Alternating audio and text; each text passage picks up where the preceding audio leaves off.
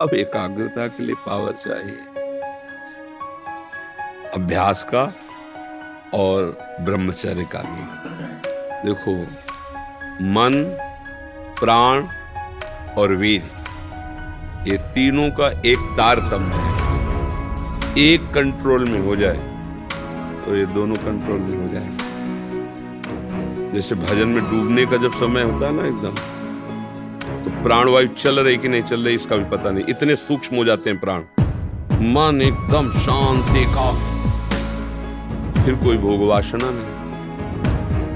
अगर आपका ब्रह्मचर्य हीन जीवन है किसी भी क्रियाओं से, तो आपके प्राण स्थूल हो, मोटी सांस, लंबी सांस, प्राण अधिक खाना, मतलब अधिक वासना, और मन गंदा और चंचल हो, तीनों का एक जोड़ा, तो आपका ब्रह्मचर्य ठीक है।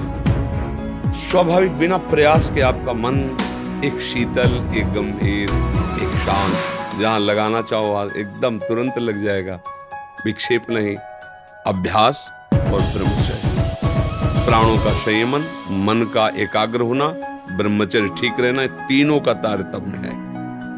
अगर ब्रह्मचर्य नहीं तो देखो अध्यात्म में चलना बड़ा मुश्किल हो जाएगा, क्योंकि उसके लिए पावर चाहिएगा।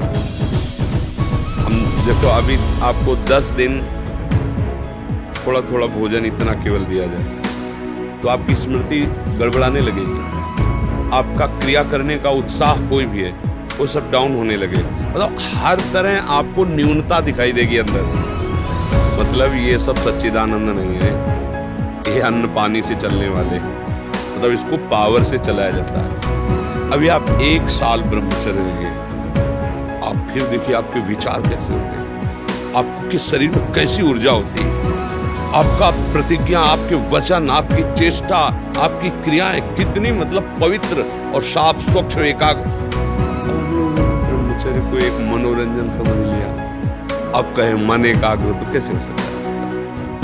चाहे जितनी बड़ी गाड़ी हो, मर्सिडीज हो, और डीजल पेट्रोल मत डालिए, तो धक्का ही लगा के चलाना पड़ेगा। अब अपने जीवन का डीजल पेट्रोल है ब्रह्मचर्य, और उसको तो बर्बाद कर रहे हैं अपने लोग, तो फिर धक्का ही गाड़ी से धक्का से चलेगी। अब उसमें कहाँ मनो निग्रह, इंद्रिय विजेता और अध्यात्म पर, ये सब बहुत दूर की बातें है।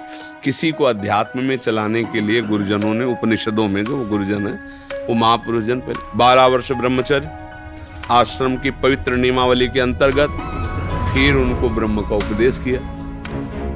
12 दिन तो ब्रह्मचर्य रहना मुश्किल पड़ रहा है। जवान का ब्रह्मचर्य, नेत्र का ब्रह्मचर्य, हर इंद्री का ब्रह्मचर्य ना। जवान जो कहती हो हम खा लेते हैं, वाणी जो चाहती हो हम बोल लेते हैं, नेत्र जो देखना चाहते हम देख लेते हैं, फिर मन को एकाग्र किससे करोगे? क्योंकि इन्हीं 5 ज्ञानेंद्रियों के साथ तो ये गंदी बातें करता रहता है, वही हम छूट दिए। या पहले नींव संभालो, ठीक से रहो, ब्रह्मचर्य धारण करो।